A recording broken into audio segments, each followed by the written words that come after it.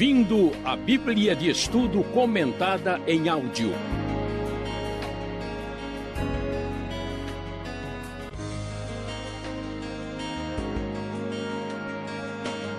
Estudo 15, baseado em Gênesis 14. Rota 66, hoje capítulo 14 do livro de Gênesis. Vamos falar sobre dois encontros emocionantes. Como vimos no capítulo 13, houve uma briga de família, um desentendimento entre Ló e Abraão. Os dois se separaram, cada um foi para uma direção. Ló baseou-se naquilo que ele podia ver, baseou-se simplesmente na beleza que se punha diante dos seus olhos, enquanto que Abraão não caminhou por essa direção, permitindo a Ló fazer a decisão. Abraão está numa oposição a Ló como alguém que está se baseando na palavra divina, enquanto Ló caminha por aquilo que vê. Vimos que Ló acabou escolhendo o melhor, baseado apenas naquilo que ele via. E nesse capítulo 14, nós vamos encontrar o resultado da escolha de Ló em comparação com Abraão. E Ló vai ter um encontro, enquanto que Abraão vai ter um outro tipo de encontro. O que acontece no contexto de Ló? Ele foi para uma cidade que era considerada uma cidade de esperança por tudo aquilo que ela podia oferecer, que era a cidade de Sodoma. Mas acontece que onde existe cobiça, existe disputa. Onde existe o desejo de adquirir as coisas, existe também a guerra. E isso foi o que aconteceu. O texto bíblico nos diz que, naquela época, vários reis, o rei Anrafel, Arioque, Kedorlaomer e Tidal, entraram em guerra contra Bera, Birza, Sinabe, Semeber e Belá. Então, esses reis entraram num conflito, 4 reis contra 5, e entre eles o rei de Sodoma. Essa guerra trouxe problemas e dificuldades para todos da região, de modo que os partidários de Sodoma e das cidades aliadas acabaram perdendo a guerra. O versículo 11 diz que os vencedores, que foram os 4 reis, saquearam todos os bens de Sodoma e de Gomorra e todo o seu mantimento e partiram. Levaram também Ló, sobrinho de Abraão, e os bens que ele possuía, visto que ele morava em Sodoma, conforme o texto da Nova Versão Internacional da Bíblia. Então, o que vemos aqui é que a expectativa de Ló acaba se frustrando, porque ele esperava sucesso, pois havia feito a sua escolha a partir da beleza da paisagem. Ele havia feito a sua escolha a partir da perspectiva de um sucesso do ponto de vista humano, e agora ele acaba prisioneiro de uma cobiça tremenda que levou a uma grande guerra envolvendo 9 reis. E aqui nós vamos observar a realidade que priorizar a cobiça naturalmente traz problemas e dificuldades. Enquanto isso, nós vemos que Abraão, que partiu na outra direção, está bastante tranquilo. Ele está numa situação de estabilidade, mesmo que ele tenha dado prioridade de escolha a Ló, o seu sobrinho. E então nós vamos observar que o texto nos diz, no versículo 14, que quando Abraão ouviu que o seu parente fora levado prisioneiro, mandou convocar os 318 homens treinados, nascidos em sua casa, e saiu em perseguição aos inimigos até Dan. E atacou-os de noite, o texto nos diz, e recuperou todos os bens e trouxe de volta seu parente Ló, com tudo que possuía, com as mulheres e o restante dos prisioneiros. Aqui diz o texto da NVI. O que vamos observar é que Ló, que havia brigado com Abraão, por causa dos seus funcionários, por causa dos seus pastores, agora está precisando de Abraão para ter a garantia da liberdade e da vida. Então Abraão vai e consegue resgatar a Ló, trazendo-o de volta. E o texto nos mostra que aquele que fez a sua escolha a partir dos princípios puramente humanos da visão acabou sendo muito frustrado nos seus propósitos finais, e depende agora de Abraão, que estava dirigindo a sua vida não pelo que via, mas sim pela palavra e pela promessa divina. Em seguida, depois desse encontro terrível no meio da guerra, aqui nós temos, né, o Iraque da antiguidade, a região inclusive é a mesma, então a guerra, veja, é mais antiga do que a gente imagina. Guerra não surgiu com tecnologia, mas surge por outros motivos. Nós vamos ver que Abraão, quando volta dessa vitória, de repente aparece algo surpreendente no texto. O versículo 18 diz que Melquisedeque, rei de Salém, sacerdote do Deus Altíssimo, trouxe pão e vinho e abençoou Abraão, dizendo: bendito seja Abraão pelo Deus Altíssimo, Criador dos céus e da terra.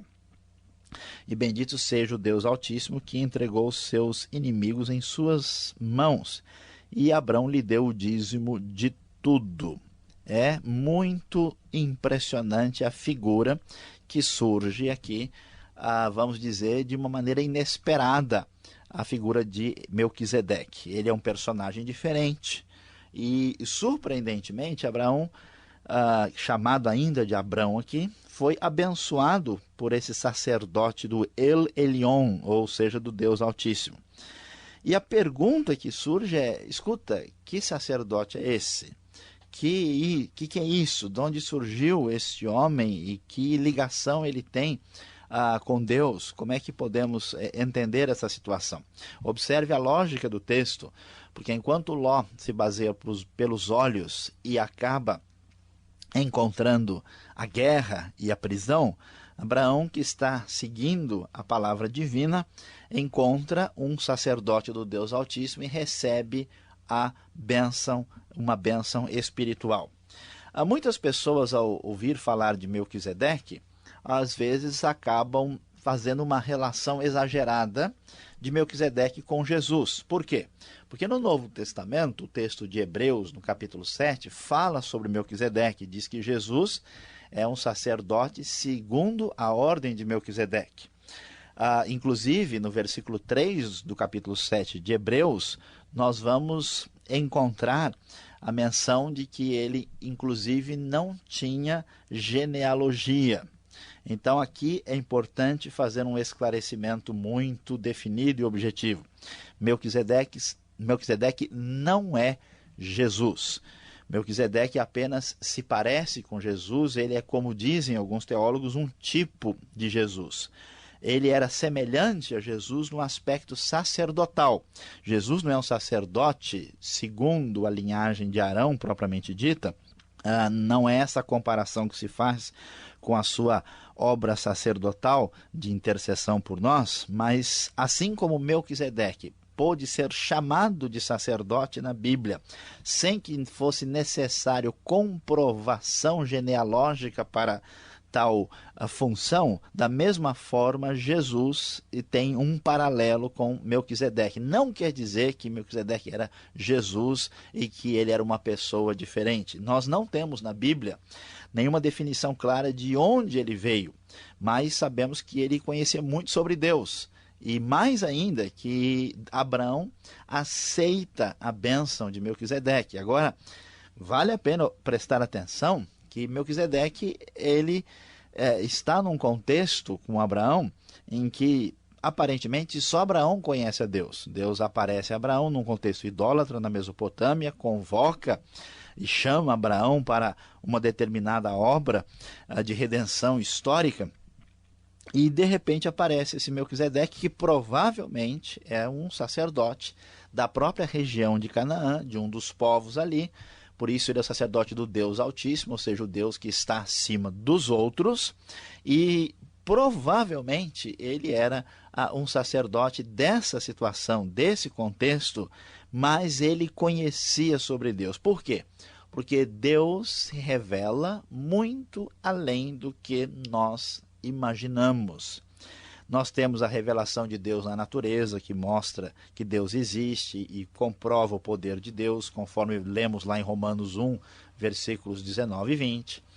Nós temos a revelação de Deus na própria Bíblia Sagrada, como revelação específica para a salvação do homem. Nós temos a revelação de Deus em Cristo Jesus. Ele é a imagem visível do Deus invisível, ele é Deus encarnado, ele revela Deus de maneira específica aos homens. Isso podemos ver lá em Colossenses 1,15. O próprio ser humano é uma revelação divina porque ele é a imagem de Deus. O homem sabe que Deus existe porque ele mesmo foi feito à imagem e semelhança de Deus, com seus aspectos particulares que o diferenciam do restante da criação, conforme Gênesis 1,26. Agora, no caso de Melquisedeque, nós vamos ver algo interessante, que além da revelação específica de salvação, além de uma revelação geral, Deus, de certa forma, está presente na história humana, na cultura. Melquisedeque, mesmo não sendo do povo da aliança, mesmo sendo alguém daquele contexto, sabia sobre Deus. E como Melquisedeque, muitos povos sabem muita coisa sobre Deus. Por isso que quando ouvem o Evangelho, eles têm ponte com a mensagem do Evangelho, porque eles não são pessoas que desconhecem Deus inteiramente. Eles conhecem a Deus pela natureza e também, em parte, pelo testemunho deixado na cultura através da história. Então, Melquisedeque devia ter informações, conhecimento através dos seus ancestrais ou de outros contextos culturais que o permitiam ser um sacerdote do Deus Altíssimo e aqui considerado por Abraão. Então, veja só, muita gente vai abrir o coração para o Evangelho porque através da sua experiência cultural e histórica ele conhece já alguma coisa que o prepara para receber a revelação completa de Deus em Cristo Jesus. E então, aqui nós vamos ver essa experiência extraordinária de Abraão, que tendo encontrado esse sacerdote do Deus Altíssimo, é abençoado. A bênção envolve uma bênção voltada para Abraão e pelo Deus que o criou, e que acabou dando-lhe a vitória, diz o versículo de número 19, que entregou seus inimigos em suas mãos, e Abraão, como sinal de gratidão e reconhecimento da bênção divina, agora confirmada especificamente por Melquisedeque, lhe dá o dízimo de tudo que possuía.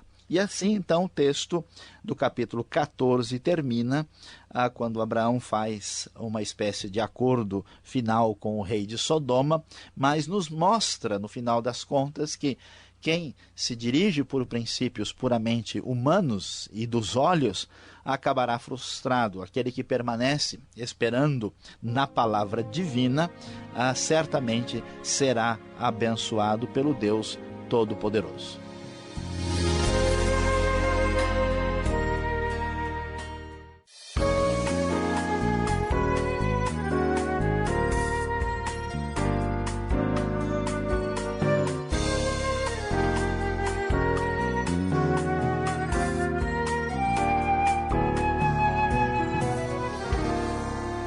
Chegamos agora naquela parte onde que podemos fazer a nossa pergunta, podemos interagir aqui com o professor Luiz Saião. Você que está nos acompanhando agora, em Gênesis 14, algumas perguntas surgiram, mas eu começo com a minha primeira. Vamos falar então por que Gênesis 14 já parte para cima de guerras. E olha, que covardia, né? 5 contra 4, já sai, né, na desvantagem. Desde aquela época, Saião, tantas guerras? O mundo não descansa, é sempre guerras. Alberto, uma coisa muito importante para ser ressaltada aqui é que existe hoje uma perspectiva de que os problemas graves da sociedade são causados por fatores externos. Então, por exemplo, a gente acha que nós tivemos 2 guerras mundiais porque o homem tem tecnologia. Então as pessoas dizem, olha, o problema da sociedade é a tecnologia. Por exemplo, nosso problema no Brasil é que nós temos armas. Se tirarmos as armas, então nós teremos paz. Mesmo que em parte essas coisas tenham um pouco de razão, eu gostaria de mencionar aqui uma obra da literatura que virou até filme, muito importante, chamado O Senhor das Moscas, onde um grupo de meninos fica perdido numa ilha deserta e daqui a pouco, em pouco tempo, eles estão fazendo tudo aquilo de errado que os adultos sempre fizeram e viram uma grande batalha aquela ilha deserta com vários meninos adolescentes. E isso sem nenhuma influência negativa da televisão, da sociedade e não sei mais do que. Então o problema da guerra está relacionado com o que diz Tiago, de onde vem a guerra? De onde vêm as guerras? Elas vêm das paixões, das lutas que estão guerreando dentro de vocês. O problema da guerra é a dimensão do pecado humano que o ser humano, de modo geral, quer negar e rejeitar. Então, sempre, quando a humanidade já, desde a sua época mais inicial, nos contextos mais evoluídos, nos contextos assim mais aparentemente tranquilos, sempre houve guerra e disputa. O problema é o pecado que atravessa as dimensões variadas do ser humano e chega nessa situação. Então, um índio que vive numa situação primitiva, ele joga uma flecha. Um norte-americano joga uma bomba atômica. Cada um joga o que tem na mão, né? Então, a guerra, o problema é o pecado. Eu fico aqui imaginando, Robinson Crusoe naquela ilha, ele sozinho brigou com ele mesmo, fez guerra consigo mesmo e ainda saiu de casa, né? Exatamente, né? Esse é o problema. Na falta de inimigo, a gente dá um jeito de se complicar. É um bom passatempo. Saião, outra questão que a gente pode observar em Gênesis 14, e justamente Gênesis 14, versículo 14. Vamos ver uma numerologia que aparece em todo o livro de Gênesis, mas aí especificamente os 318 valentes de Abraão. Por que este número? Não podia dar uma arredondada, um desconto? Vamos fazer só 300, não é? Ou então, lá para frente, a gente vai até encontrar Gideão e tantos outros. Existe um certo número? A gente pode descobrir alguma coisa olhando os números? Olha, Alberto, a pergunta aqui é muito pertinente porque existe hoje uma tendência a desenvolver uma numerologia mística evangélica. Ou religiosa, né? Qual é o problema? Os números, em primeiro lugar, na Bíblia, eles têm uma função literária, ou seja, de expressar um determinado significado. Por exemplo, quando se lê o Apocalipse, quando se lê certos livros, até mesmo aqui em Gênesis, quando vemos o 7, o 10, eles querem dizer que isso está completo. Por exemplo, no pensamento hebraico, o número 3, né, tem referência, de modo geral, a Deus. O número 4 ao mundo. 3 vezes 4, 12. Então, 12 significa a ação completa de Deus no mundo. Então, há várias questões aí que têm um significado. Outros números são simplesmente históricos. Por que 318? Porque Abraão contou lá e tinha 318 homens preparados para a guerra no meio daqueles que trabalhavam. Ele era um patriarca, uma pessoa, vamos assim dizer, bem de vida. Um empresário da época. Um empresário bem sucedido, né? Agora, o problema é que algumas pessoas começam a extrapolar, ir além, né? E achar que se ele tiver, por exemplo, 318 Bíblias na sua casa, que de alguma forma ele vai ser mais abençoado, ou se ele participar de 318 cultos durante um ano, quem sabe ele vai ser uma pessoa com dividendos financeiros mais rentáveis, mas o raciocínio texto bíblico não permite isso. Então nós temos que ser cautelosos, entender o significado, entender às vezes a história do texto, mas não partir, né, para essa numerologia exagerada, porque senão nós vamos sair fora daquilo que realmente Deus deseja. Como a mente humana é criativa, né? Pois é. E com números, então, a gente faz eles falarem o que não dizem, não é verdade? Exatamente. Agora vamos entrar na segunda parte do texto de Gênesis 14, que vai falar sobre Melquisedeque, né? O rei de Salém, que aparece e desaparece, assim, da história. Ele era salvo, ele era sacerdote do quê, como? Como a gente pode visualizar melhor esta figura? Essa pergunta é uma pergunta difícil, né? E aqui, naturalmente, sempre vai haver um pouco de controvérsia no assunto. Melquisedeque é provavelmente alguém do contexto cananeu. alguns cananeus sabiam que existia um Deus acima dos outros deuses. Ele é um Deus mais elevado, por isso um Deus altíssimo.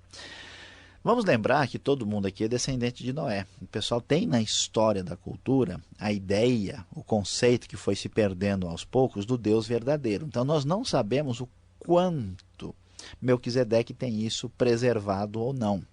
Além disso, através da sua própria experiência de vida na busca de Deus, ele pode ter aprendido muitas coisas. Agora, se ele é salvo ou não, isso permanece algo misterioso, né? Porque nós não temos a noção exata de até onde Melquisedeque conhecia Deus.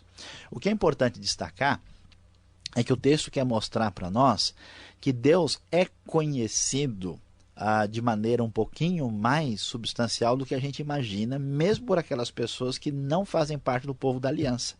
Então alguém, por exemplo, vai evangelizar um grupo que não conhece a Cristo e imagina que esse grupo ele é 100% diabólico e pagão. Quando ele prestar atenção, vai descobrir muita ponte com o evangelho, porque Deus, como ser soberano, controla a história, né, e a história da cultura.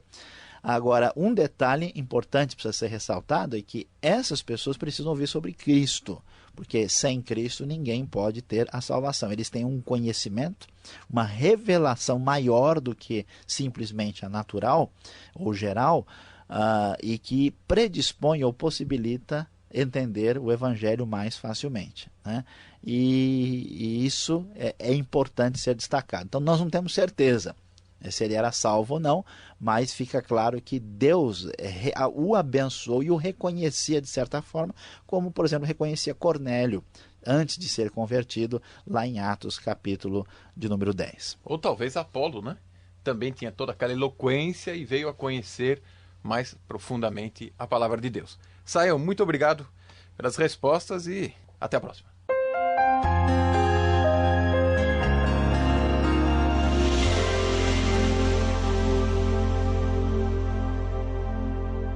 Depois de tudo que vimos aqui em Gênesis 14, chegou a hora de pensarmos o que isso tem a ver com a minha vida.